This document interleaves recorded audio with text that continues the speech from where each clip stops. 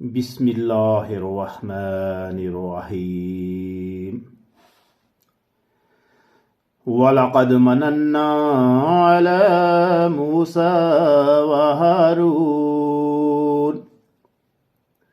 ونجيناهما وقومهما من الكرب العظيم ونصرناهم فكانوا هم الغالبين وآتيناهم الكتاب المستبين وهديناهما الصراط المستقيم وتركنا عليهما في الآخرين سلام على موسى وهارون إنا كذلك نجزي المحسنين إنهما من عبادنا المؤمنين وإن إلياس لمن المرسلين إذ قال لقومه ألا تتقون أتدعون بعلا وتذرون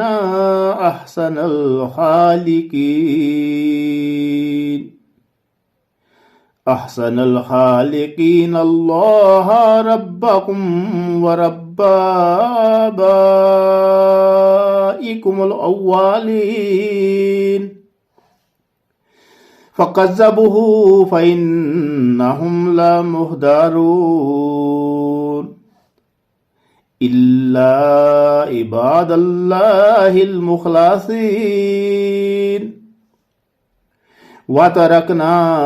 عليه في الآخرين سلام على الياسين إنا كذلك نجزي المحسنين إنه من عبادنا المؤمنين وإن لوطا لمن المرسلين إذ نجيناه وأهله أجمعين إلا عجوزا في الغابرين ثم دمرنا الآخرين وإنكم لتمرون عليهم